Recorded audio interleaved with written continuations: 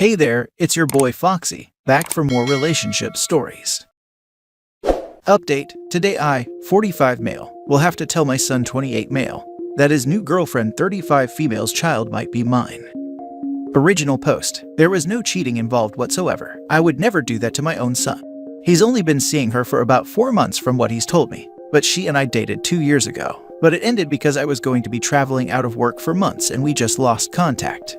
She has a 1.5-year-old son that is very likely my child. My son told me the father isn't involved, but hasn't given him any other details other than it's just her raising the kid. I was the one to connect the dots as soon as I realized it was her. You can't imagine how unbelievably awkward the first time meeting was. Thankfully it was with other family members around, but she was just as freaked out as I was. This can't be kept a secret though. If this is my child, I need to know.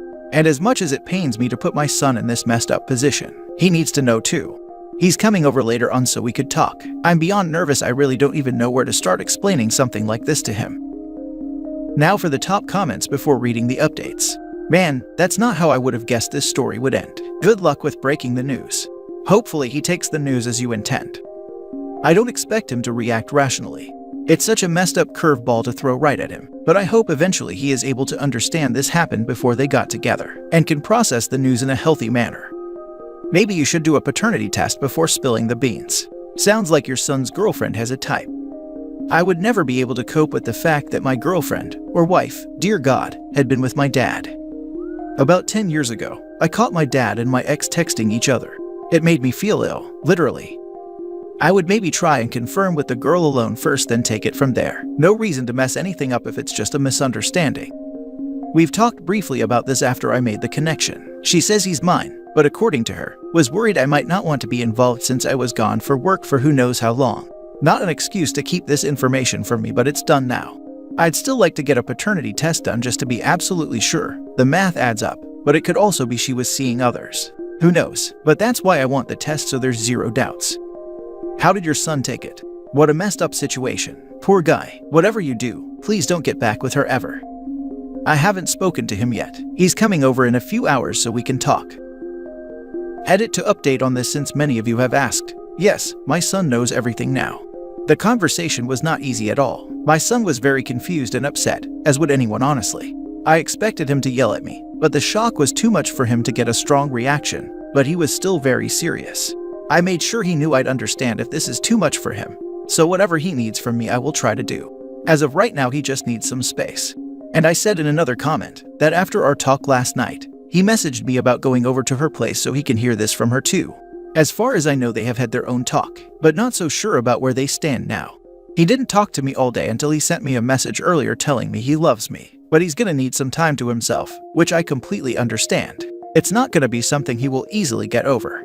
As far as paternity, well, we still don't know anything about that. I have communicated with her about finding a place where we can get this test done and out of the way, so we'll be doing that this week. It can't wait any longer, otherwise, it's just gonna drive me crazy. Now for the second and full update. Apologies for taking so long to update on this. There really has been a lot going on, but I'm taking the time to finally get back to all of you after your amazing support. It was a strange situation to be in, so believe me, I'm glad to have gotten the positive feedback and reassurance that I did. So yes, if you saw the update, I included that my son does know now about everything. He needed a little time to himself, and they did decide in the end to mutually break up. They both knew it wasn't worth complicating things more down the line when they haven't been together that long. My son did admit to me he was a little sad about the relationship, but he's glad I told him before his feelings for her grew to love. We didn't talk much for almost a week because he was having a boys' trip with his close friends, and then he needed a little time to get used to all of this information. The good thing is, we are talking again normally, which I am so grateful for. Seriously, it worried me how much this would affect my relationship with him, and I'm happy he's been so open about his feelings. He tells me it's still crazy how all this happened. He told me he's accepted it though, and might try dating again in another few weeks. It's not all perfect, but at least we are talking like we always do though. And more than anything, I'm so happy he didn't hold what happened against me since none of us knew about this until we all had dinner. Now for the part I know lots of you wanted to hear about. We did that paternity test, and the results did confirm her son is also mine. Part of me just had a feeling he was anyway, but it didn't hurt to just know for sure. We have been communicating more and I've taken the time to come over to see him almost every day. He's not wary of strangers. In fact, he's been pretty friendly, so that has really helped with trying to bond with him. Not my first rodeo as a dad, obviously, but I still feel like I'm learning everything all over again after so long, and especially after missing so much time with him already. I've been able to hold him and play with him with his toys, which is a blast.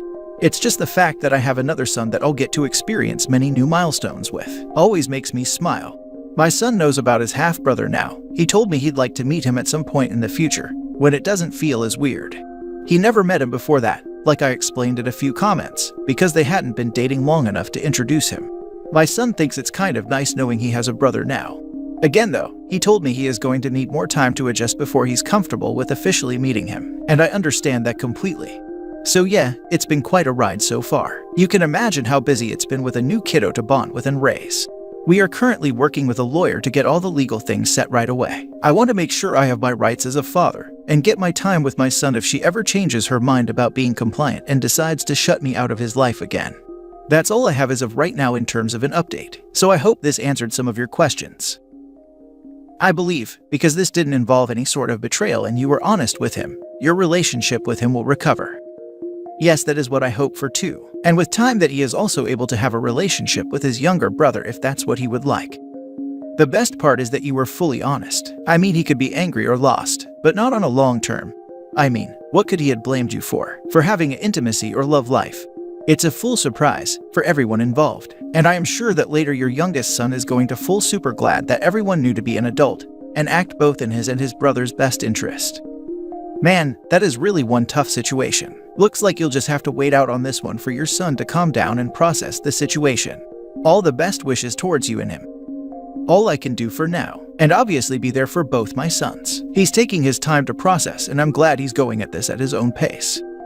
Best of luck to you and your sons going forward. It's going to be wild interacting all together in the same room with the mother.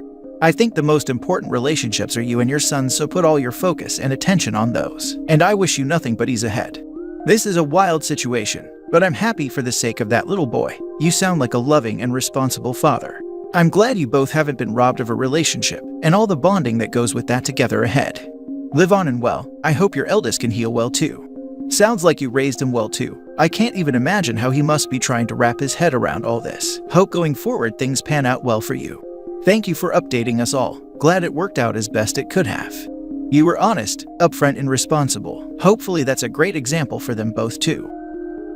Now for the last story. Am I the idiot for only paying for my son's wedding? Plus update. Original post. Hello everyone, I have been going through some trouble recently, and one of my kids told me about this place, so I'm here to ask you all for help. She also mentions that I should probably tell you guys I'm on mobile. Okay, I am a 57-year-old male who has 3 kids, 30 male, 27 female, and 25 male. Me and my wife have paid for each of my 2 oldest's weddings, which covered dress, suit, bridal parties. Or if they wanted to have a destination wedding, we covered guests who couldn't afford it, as well as the honeymoon. Now, there was no budget placed on them. My oldest wedding total was around $85K, while my daughter's was around $120,000. My youngest is getting married, and him and his soon-to-be wife don't believe in big weddings, and total is around $20K.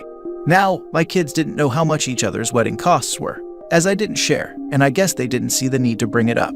So the problem came up this past weekend. My soon-to-be daughter-in-law was talking to my daughter and my oldest son's wife about their weddings, and I guess the totals came up.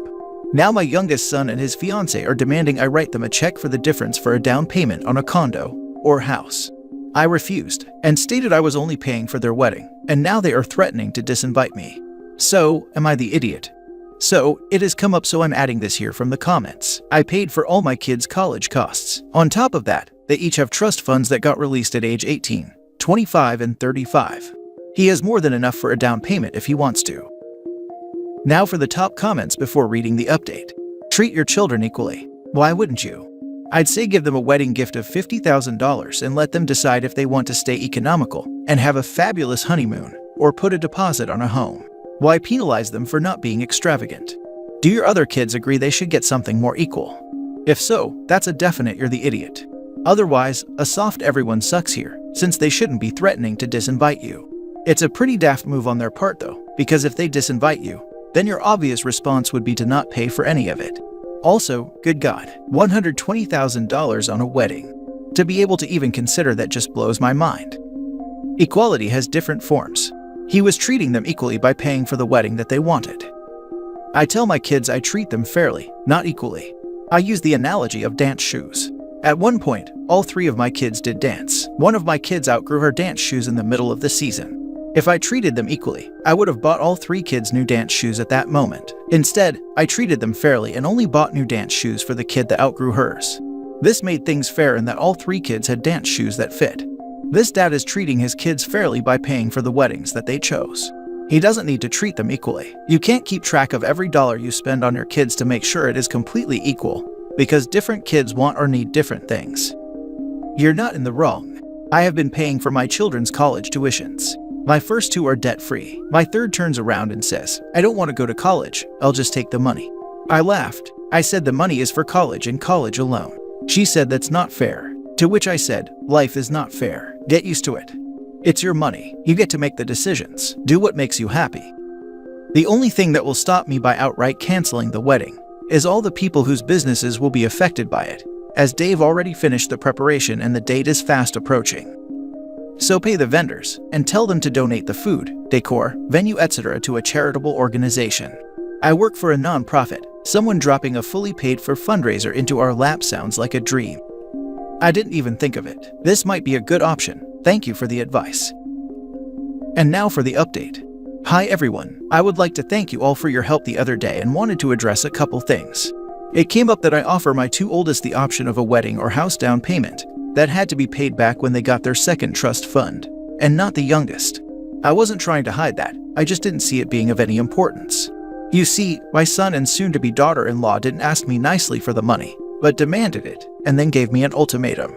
So, I'm sorry if that affected your judgment. So on to the update. We had a family meeting Sunday night. Me, my wife, my oldest son, my daughter, and my youngest.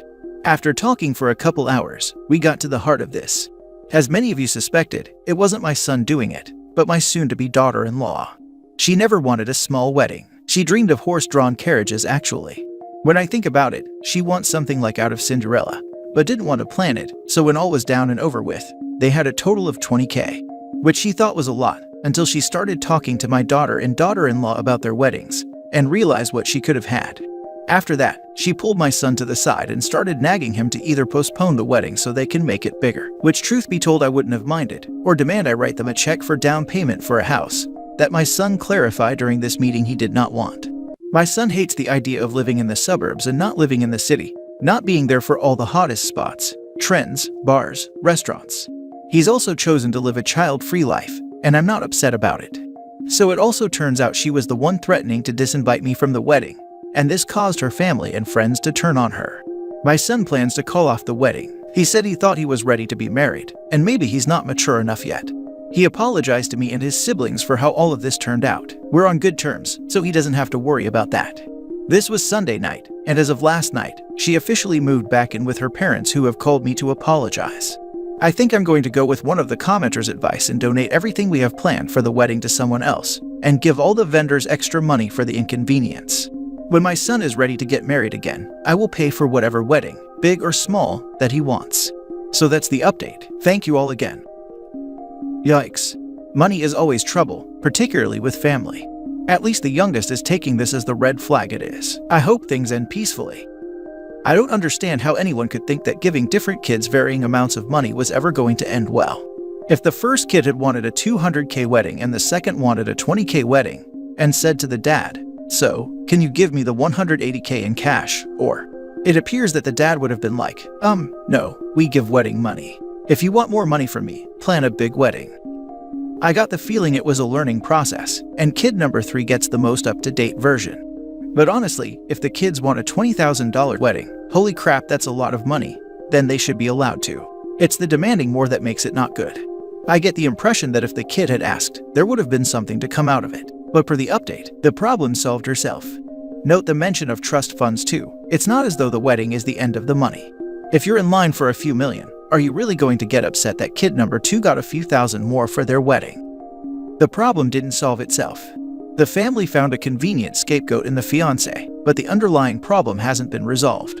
OP feels comfortable supporting his kids unequally in a way that is probably hurting feelings, And I bet that if the next wedding only clocks in at $20,000, that will cause bitterness and resentment again. OP's son's fiancé was right to feel like something here was off, and the family should resolve that. I agree. The end result here is it seems like the kid is basically punished for not wanting a bigger wedding. That if he wants the same amount that was spent on his siblings, he should go for extravagance and is being actively incentivized to blow the money, as opposed to putting it towards what he really wants. At least, that is how I would feel in his shoes. Dad really should have just set aside X amount for each sibling and then let them decide how to spend it.